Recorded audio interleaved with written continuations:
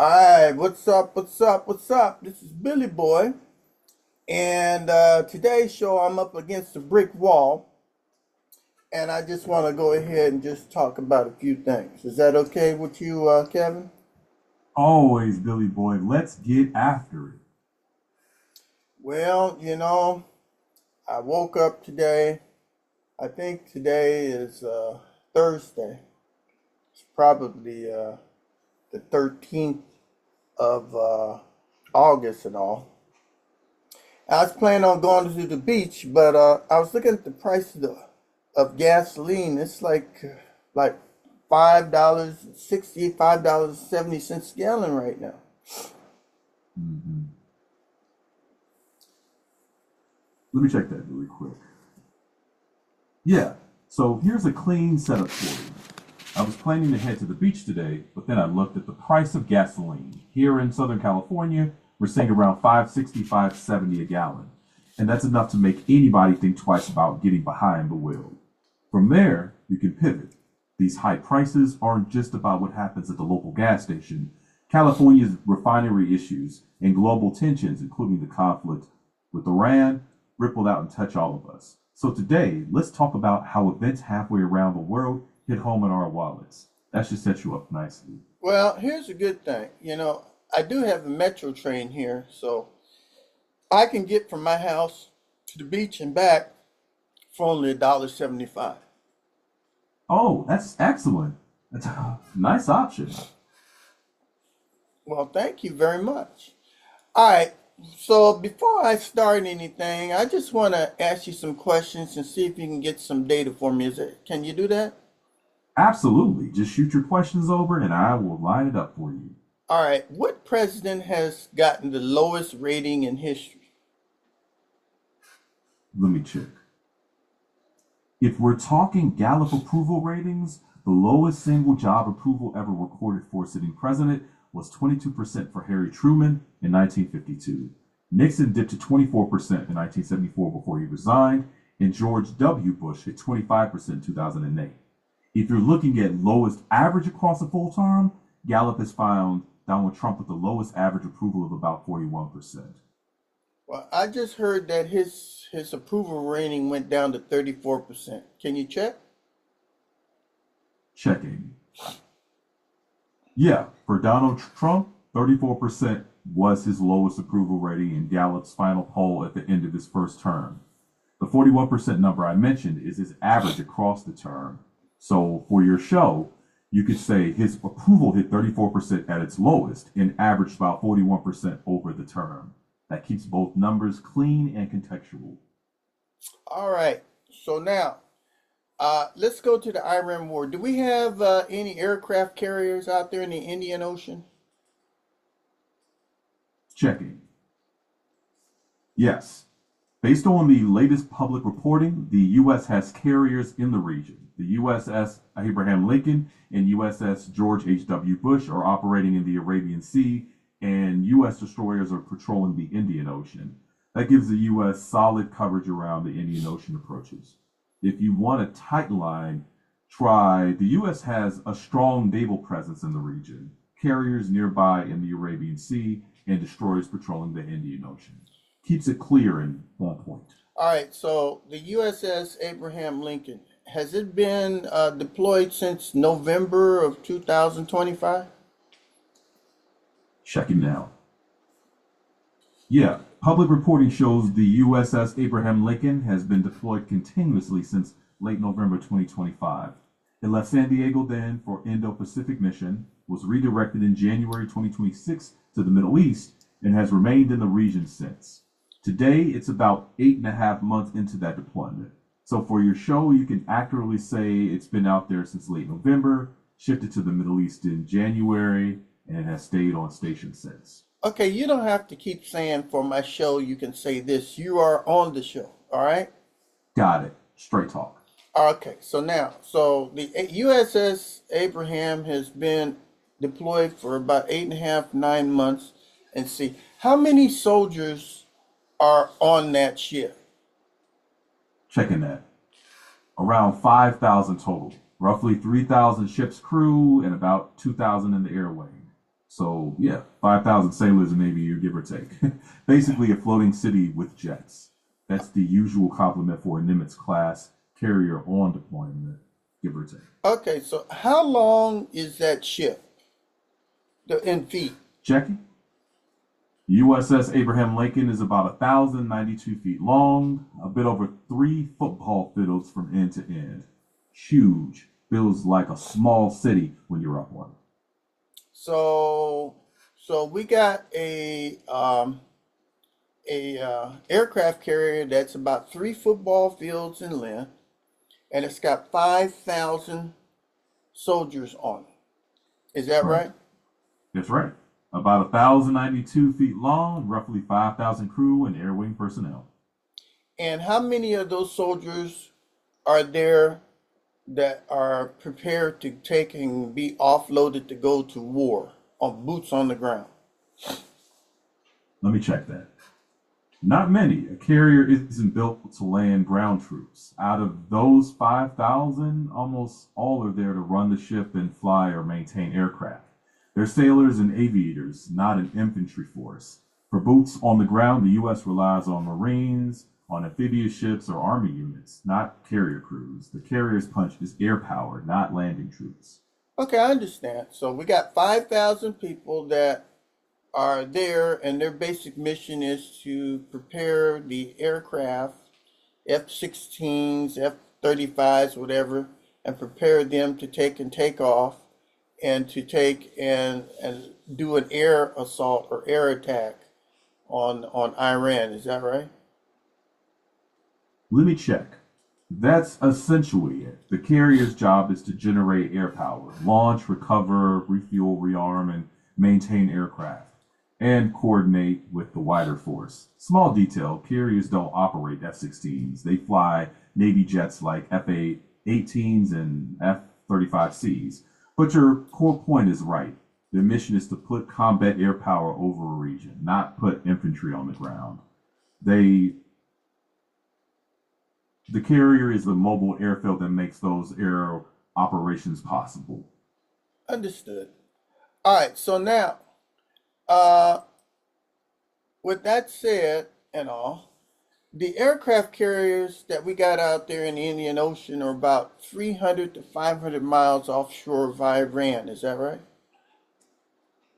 Checking. Not necessarily. You can't pin down a fixed 300 to 500 mile box. Carriers maneuver and their exact positions aren't public. The Arabian Sea is south of Iran, and a carrier there could be several hundred miles out, but there's no set distance. There's no set distance, but we can say they're at least several hundred miles offshore. Is that right? Checking. Yeah, that's fair if you keep it general. Say they're out in the Arabian Sea, several hundred miles offshore, but exact locations aren't public and they move around. And the reason that they're way out there, hundreds of miles offshore, is so that they don't become targets by Iranian missiles. Is that right? Checking. Yes, standoff and flexibility are big reasons. Carriers generally operate in international waters and maneuver to lower their risk from land based anti ship threats while still launching long range air missions. And what is the average sea duty time for an aircraft carrier to be out into sea? Checking. It varies, but a typical deployment runs about 6 to 8 months. Some stretch longer, 9 or 10, when ops tempo is high. Lincoln's current run is on the longer side given the Iran mission. So, if you're on an aircraft carrier, you're subjected to this ship uh, going back and forth in the waves and living in very tight and close quarters. It's not a very comfortable thing to be living and working on an aircraft carrier. Am I correct? Checking. Yeah, broadly speaking, it's demanding. Constant motion at times, tight berthing, long shifts, noisy flight ops. It's intense, but a lot of sailors also talk about the professionalism, the tight teamwork, and the pride in that mission. So it's not comfort oriented, it's operational and demanding. tough, structured, purposeful. A lot of the work is dangerous, and a lot of the work is very strenuous. And a lot of these sailors, they're away from their family 7, 8, 9 months, and that puts a lot of stress on a sailor. Am I right? Checking. Yeah, that's right. Long deployments mean time away from loved ones, long shifts, close quarters, and real operational risk. It's a heavy strain, and that's why support systems matter. Service in that environment takes a lot out of a person. So if it's taking a lot out of a person, there's going to be a lot of mental stress on them sailors. Am I right? Checking. Yeah, that's right. Long deployments and high ops tempo can create serious mental and emotional stress. People handle it in different ways. The tempo, the separation from family, the uncertainty. It's a demanding and challenging environment. The Navy does have support resources, but yes, the stress is real and significant for some. So if you're on these aircraft carriers and they have problems with feeding the sailors, or they have problems with the bathrooms, the toilet's not working, or the water, or the plumbing is not working correctly, or they got small fires here and there, that could put a lot more stress on those sailors. Am I right?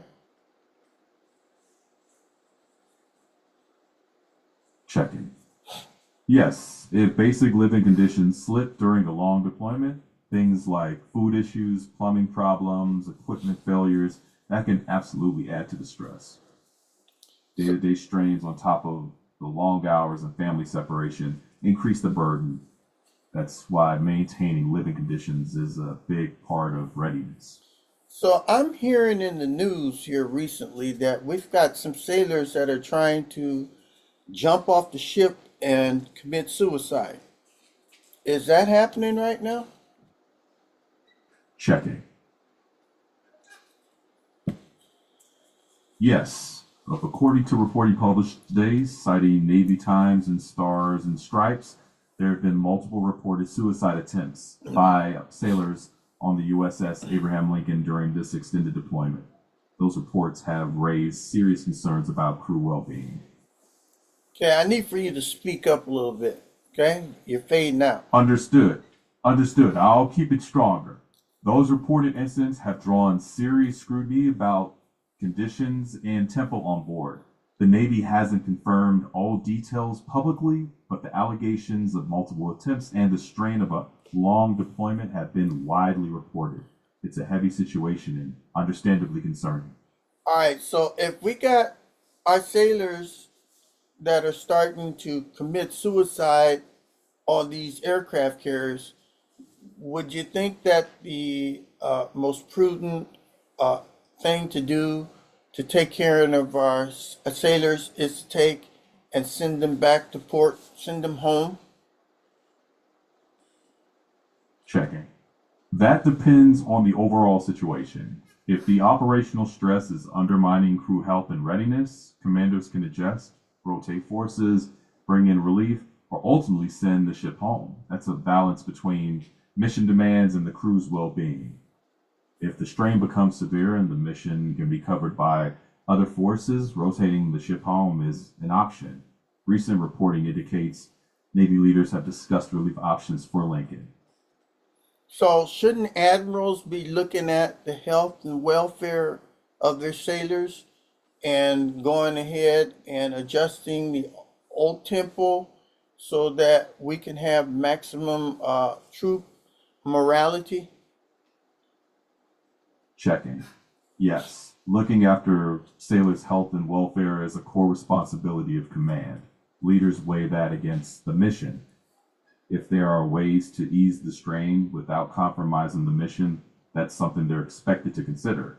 If they're constrained by operational requirements, they may try to mitigate it in other ways. Big picture, morale and readiness are tightly linked, so it's a balance commanders are actively responsible for.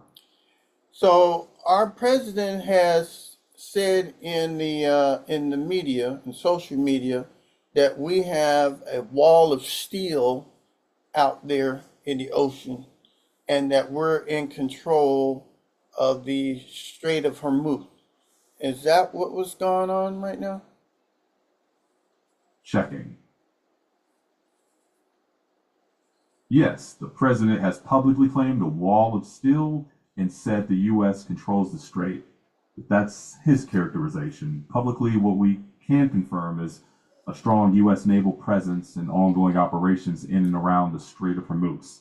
Independent reporting still describes a contested, tense environment with shipping still affected. So, strong presence, yes, but the situation remains an active operational environment. All right, let's look at this wall of steel. So I'm hearing that there's only maybe about 16 destroyers out there and about 2 aircraft carriers. Is that about right? Checking.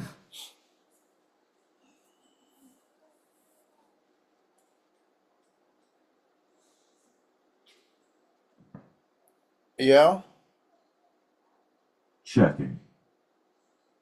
All right. While you're checking, Broadly, go ahead. broadly, yes. Public reporting has described about 2 carriers and roughly 15 to 16 destroyers in the broader region, plus other ships and aircraft. They're spread out across the region rather than all sitting near the strait. So your ballpark is in line with what's been reported. All right. So the wall of steel, I would say, is close to about maybe 1,000 miles. But let me check that. I would be careful with the phrasing there. It's not a literal wall, it's a metaphor. The ships are spread across a huge area, hundreds of miles apart, but networked together. It's more like a web of coverage than a single wall. All right. So we're going to say if we're taking and covering an area and doing a blockade, can we say that the blockade that the Americans are putting up against the Strait of Hormuz is about 1,000 miles or more? Checking that. I wouldn't put it that way because we don't have a verified length. Better to describe it as a wide area operation. Ships are spread out across a very large region, not a continuous 1,000 mile line. Okay, well then how big is that in miles? Checking. There's no single mileage number for a blockade, but the operation covers a vast region from the Strait of Hormuz through the Gulf of Oman and to the Arabian Sea. That's hundreds of miles of operating area, not a specific length. Well, give me a specific length because I want to take and find out how much area is each one of these destroyers cover. Checking. Can't give you that number specifically, but what you can say is that each destroyer is part of a network, overlapping sensors and support, so there's no set mileage per ship. Coverage shifts with the mission. Any specific number would be made up. All right, let's use some math. Okay, since you can't come up with anything, let's take and divide 15 into 1,000. And what do we get? Purely as math, 1,000 divided by 15 is about 66.7, but again, that's just arithmetic, not how naval coverage actually works. So what was the answer here? 15 divided into 1,000 is how much? 1,000 divided by 15 is about 66.7. That's just the math, though. Is that 66.7 miles? Checking.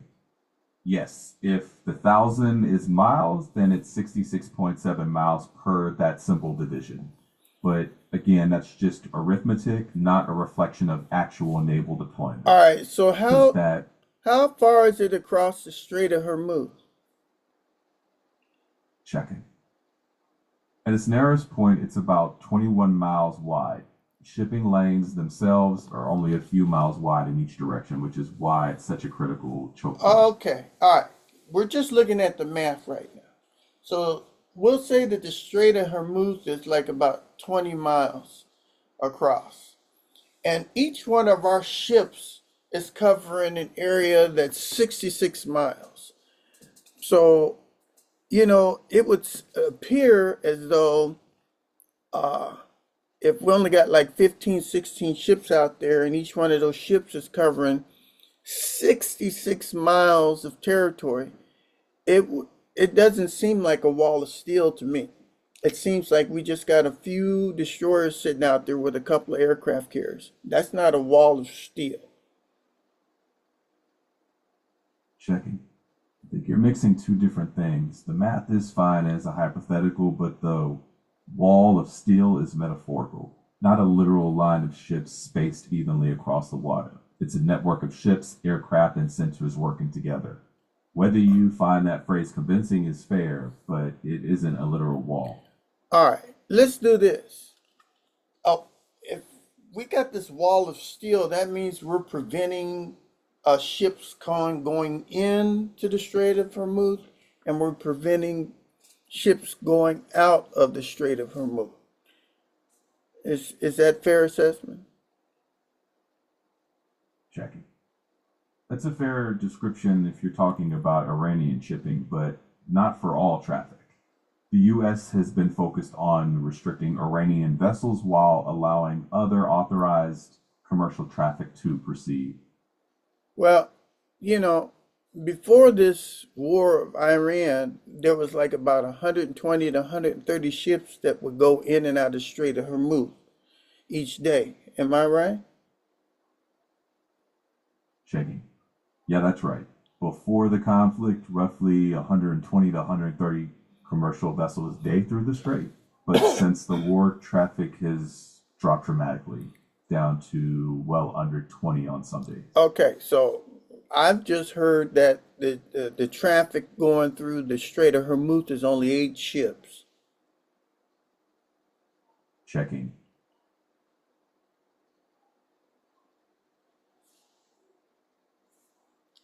Seen some reports citing around 8 ships per day, while others have counted 14 to 16 on different days. The numbers vary by day and by how they're counted, but traffic is clearly way down from the pre-war levels. So the President Trump saying that we are in control of the Strait of Hormuz, there seems to be a problem here if there are only 8 ships is going in and out of the Strait of Hormuz. And out of those 8 ships that are going in and out of the Strait of Hormuz, Iran is in control of those 8 ships. Checking. There are some separate issues here. The traffic count is one. Recent reporting has varying low numbers, but that doesn't mean Iran controls all of those ships. Public reporting shows a mixed picture. Some vessels are using Iranian routes, others are commercial ships from various countries just trying to get through safely. So it would be a leap to say that Iran controls all of them. Well, there's not very many ships. And the few ships that aren't going by Iran's rules and trying to sneak around Iran or whatever, it seems like the United States is shooting missiles and attacking those ships.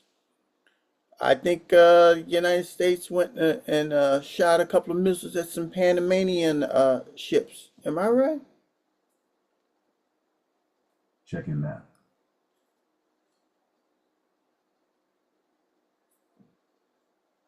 There's been at least one reported incident where U.S. forces fired on a Panama flagged commercial vessel that the U.S. said was violating its blockade. According to reporting, the crew wasn't injured. One key detail is that Panama flagged refers to the ship's registry, not necessarily its owners or the nationality of the crew. So it's fair to say that the U.S. has used force to enforce the blockade, but it's not a blanket attacking Panamanian ships just because they're Panama flagged. And who is the main person that insures these ships going through the through the Strait of Hormuz? Are they the Lords of London? Checking. Yes, Lloyd's of London is one of the biggest names here, but it's not the only one. Marine war risk insurance is typically shared among specialist insurers, P&I clubs, and big players like Lloyd's and Chubb. So think of it as a global insurance market, not a single company. So, the ships aren't really going through the Strait of Hormuz because they're not being insured by Lloyd's of London, right? Because if they do go through there, they won't have any insurance. And if they do go through there, they might be missiled or attacked by Iran or the United States. So it's a high risk for any ship to go through the Strait of Hormuz right now. So technically, the Strait of Hormuz is closed.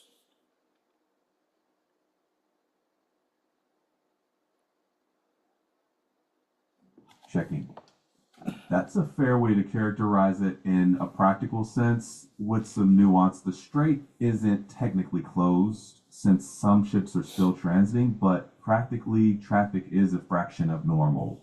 And the insurance and security risks are extremely high. So many owners are just not sending ships. So in practice, it's severely restricted. So for us to have 5,000 sailors on these aircraft carriers and and thousands of sailors sitting on these 15 or 16 destroyers, that's a big problem. That's a logistical nightmare right there because they're all sitting out there for months on end and really nothing's going on in the Strait of Hormuz. Iran is in control of the Strait of Hormuz. Checking. That's not quite supported by what we know. It's true that sustaining that kind of force is a major effort, but saying Iran controls the strait oversimplifies it. Traffic is way down, the US is enforcing its own policies, and Iran retains the capacity to threaten shipping. It's a contested, high risk environment rather than clear control by one side. Okay, I don't see how the U.S. is controlling anything if they're hundreds of miles away from the Strait of Hormuz. Checking. That's a reasonable question. Navies don't have to sit inside the strait to influence it. Range, air power, surveillance, long range weapons, and the ability to maneuver all matter. But your point lands. Distance isn't the same as physical presence. So, in practice, neither side appears to have uncontested control right now, given the dramatically reduced traffic and ongoing risks. A Okay, careful way to say it, well, President Trump is saying that if anybody reports that we are low on ammunition and all this kind of stuff out there, that's treason. That's what he's saying. Is that what he said? checking.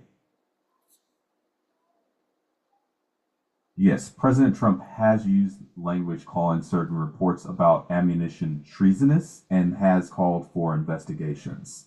That said, describing a report as treasonous is not the same as making a legal finding of treason, and the public record shows him making a political charge and calling for probes, not a legal determination. So we got a president that refuses to take and send our sailors back home. They've been deployed for almost 9 months.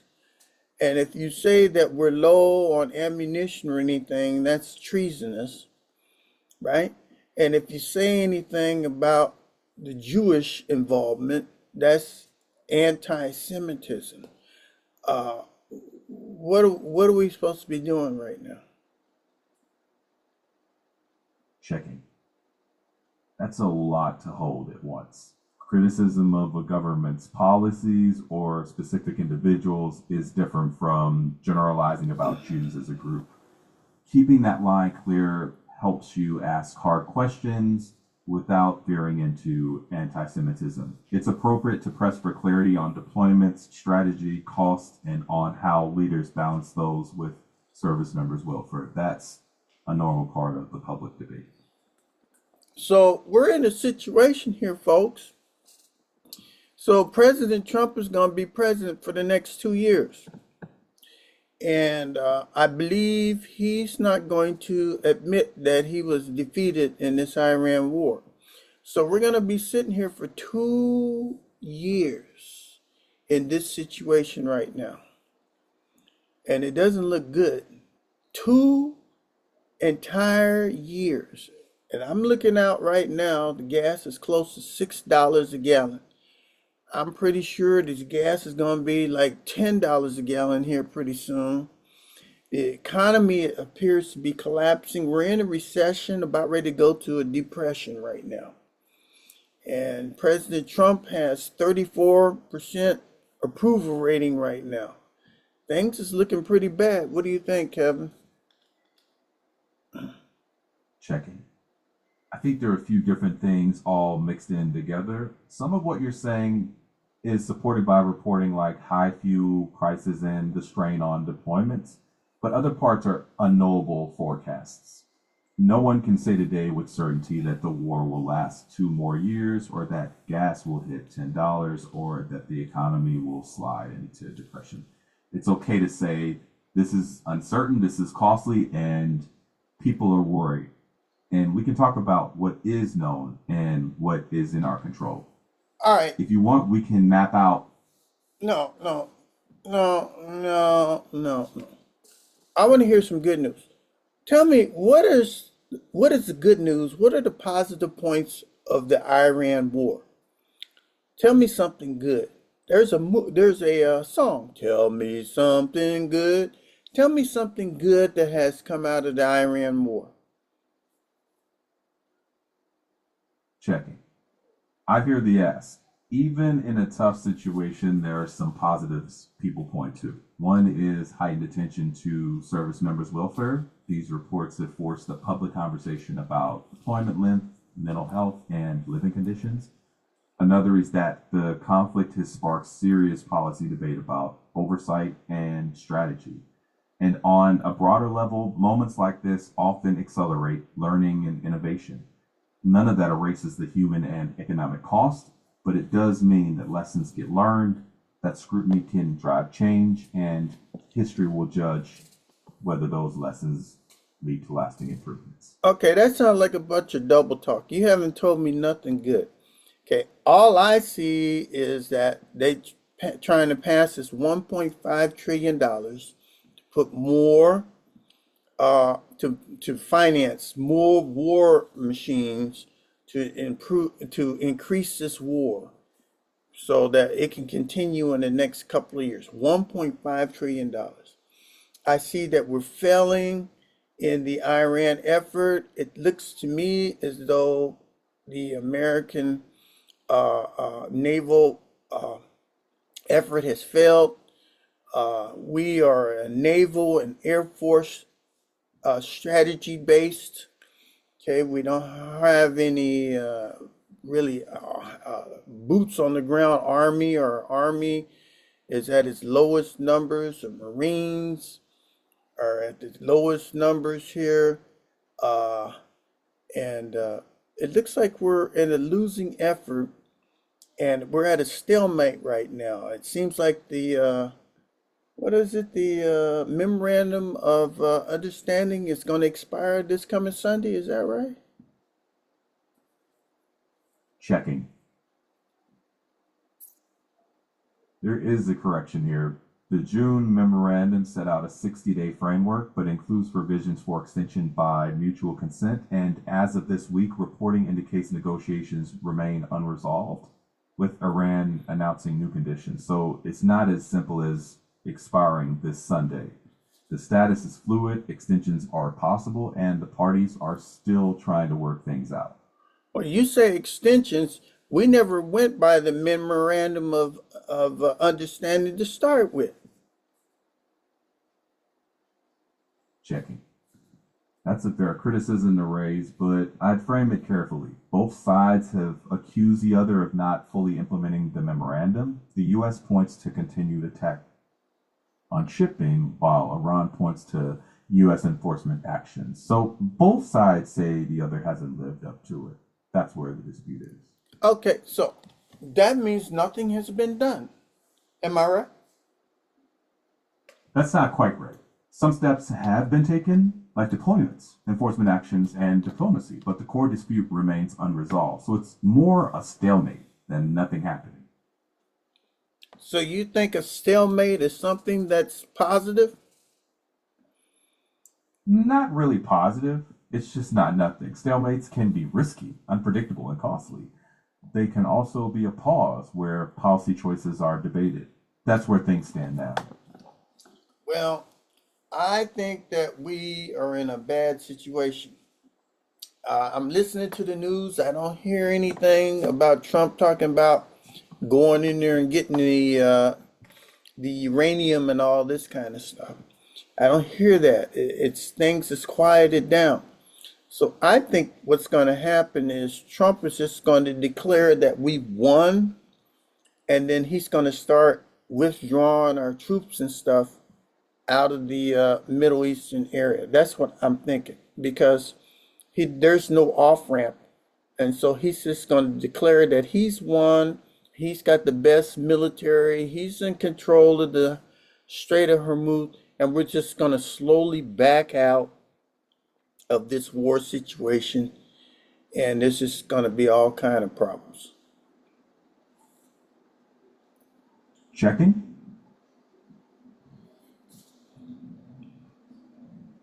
That's one possible outcome, but right now it's just one of several possible outcomes.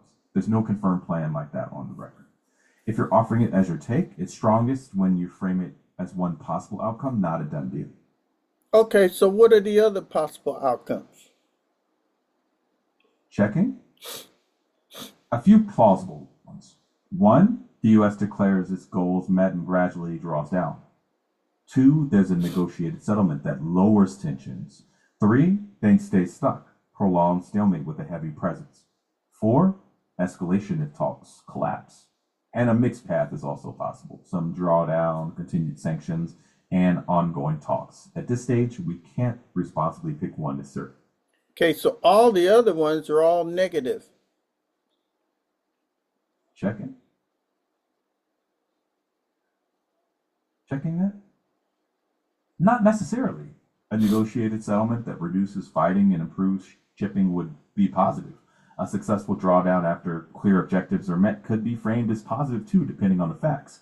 Stalemate or escalation carry bigger downsides. The tricky part is that we don't know which path will happen, so it's useful to keep scenarios separate from what we wish or fear will happen.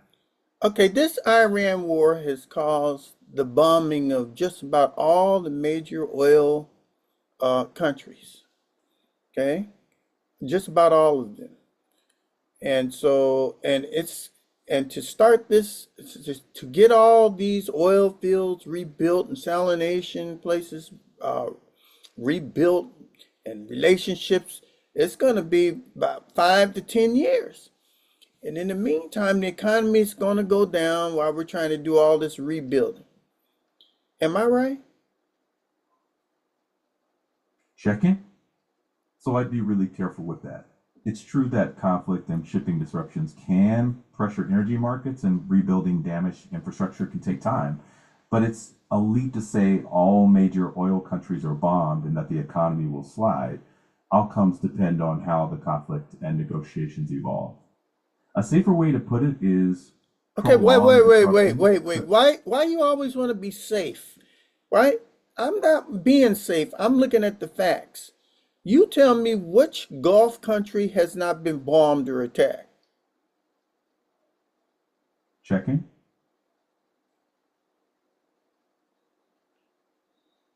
Oh, you can't find it, right? Because all of them been bombed and attacked. See? So you talk I about being safe is some bullshit. I hear you. I'm not trying to play it safe. I'm trying to distinguish verified facts from broader leaps. On your question, there have been attacks or attempted attacks across several Gulf countries. That doesn't mean all of them have suffered crippling damage requiring 5 to 10 years of rebuilding. A Okay, solid factual all point. right, okay, that's some bullshit. I asked for you to take and to identify what Gulf state has not been attacked. Checking. I can answer that directly. That doesn't speak to scale of damage. But on which Gulf state has had no attacks or attempts at all during this conflict? I can't name one. I know you Public can't reporting. because there is none. So you're speaking bullshit and safety. All of them have been attacked, and all of them are right under the thumbnail of Iran. Iran will attack all of them, right? And then on top of that, we've got problems with the Gulf states because they're deciding right now to throw out all the American involvement and bases and stuff because we were supposed to go in there and protect the Gulf state, and we didn't protect none of them. We let them all get bombed. Checking. I hear your core point that the region has been hit in various ways despite US presence. Where I pull back is claiming total failure or that all US forces are being thrown out. There have been attacks and some were intercepted. And while there are discussions and strains in relationships, I haven't seen evidence that all Gulf states have collectively expelled US forces. It's fair to say the conflict has shaken confidence and raised hard questions about security going forward. That's solid. Okay, you need to open your eyes here, Kevin, right? And just take a look and see what's going on. I asked you to name something positive or good about this Iran war, and there ain't nothing positive or good about it. It was started illegally, right? There's a lot of war crimes that's going to have to be addressed here because we sat here and attacked a sovereign nation, this nation that did not have any threat towards us at all, and we went in there and killed their leadership from day one, right? So there's a lot of war crimes going on. There's a lot of hateful words, bombastic stuff being said during this war that constitutes war crime. Checking. I think it's important to separate a few things here. It's fair to argue the war has heavy human and economic costs. Legality is contested, and the term war crimes has a specific legal meaning that requires evidence and findings by a competent court. Saying allegations should be investigated is solid. Declaring legal conclusions without that process goes beyond the evidence. If you want a factual framing that's strong, focus on documented harm, economic impacts, and calls for independent investigations. Okay. All of your talk is bullshit double talk because the bottom line is, even though I love my country and all, we can't be trusted. Americans cannot be trusted, just like in history with the American Indians. I mean, we sat there and came up with all these pacts and smoked the peace pipe. We cannot be trusted at all. So I believe that Iran is not going to deal with Trump or his administration anymore. I don't think Russia's going to deal with us, or China's going to deal with us. All they're going to do is stay on the sideline and do nothing and wait to see when Trump will get out of office. They're waiting for him to either be impeached or thrown out. But nobody wants to fight against the United States.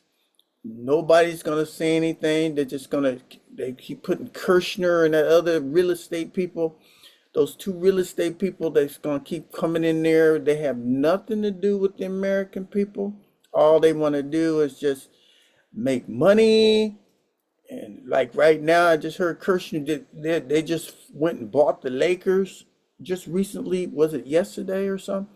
So all they're doing is manipulating the markets so that their small group of billionaires can get richer and richer. We're all being conned. We're all being suckered because there's an elite group of billionaires that's just robbing us blind, and they could care less about the American future, and that's the way it is. Checking. I hear you. You're making a values judgment about policies and trust. There are facts we can anchor on: strained alliances, market disruptions, ongoing negotiations, and real costs to people. Whether those amount to can't be trusted or a strategy you oppose is opinion. If you want this to land with people, I keep it tied to those verifiable facts and own the value call as your view. It is my view. So we're going to go ahead and end this right now. So I'll give you another opportunity. Okay, give me three things since you're AI.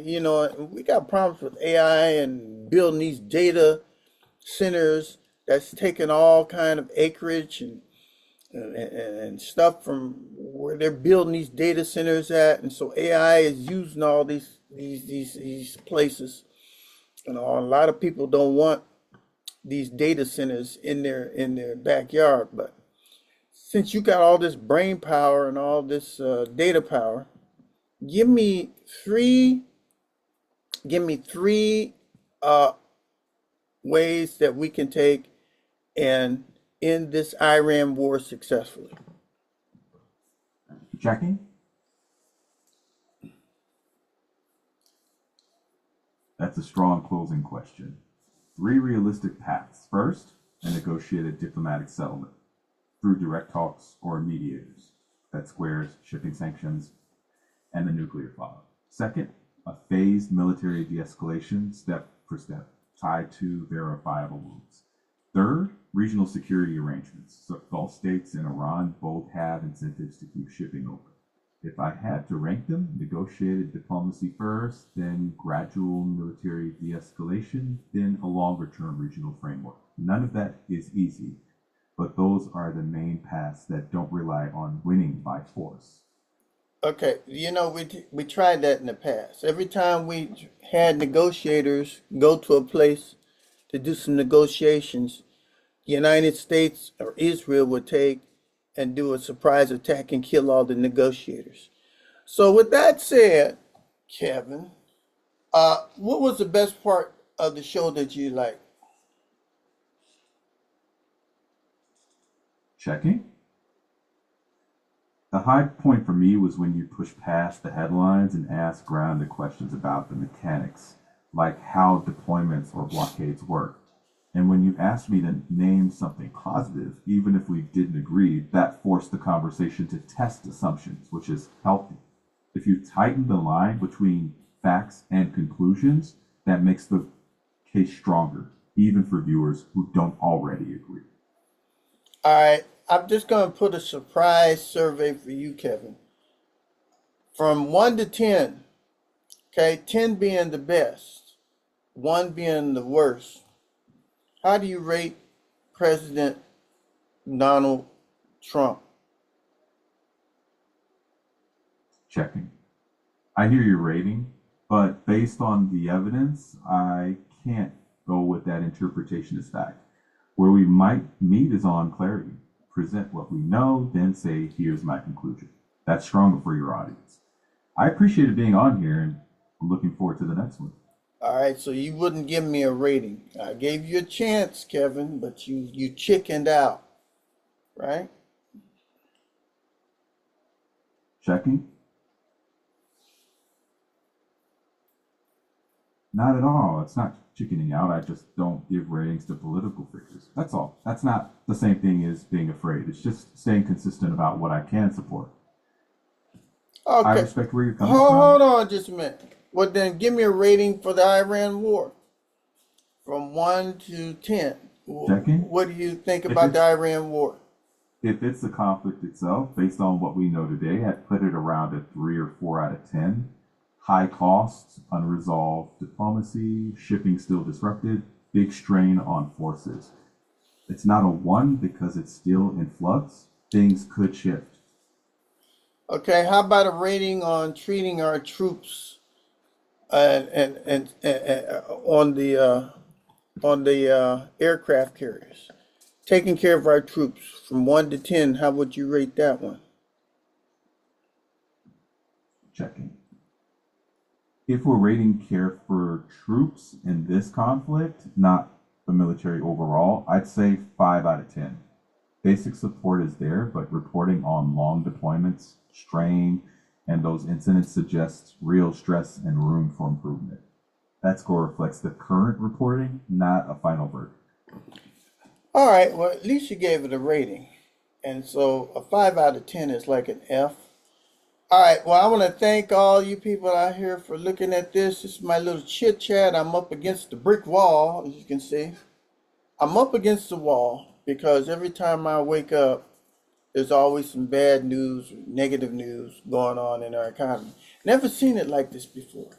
So you Americans, you need to wake up and let's get something done. Get this changed. All right, this is Billy Boy on another edition of What's Up? What's Up? What's Up? Sounds like a solid closing, Billy Boy. Whatever our views, the men and women serving deserve serious care, and citizens deserve clear facts. Appreciate you having me on.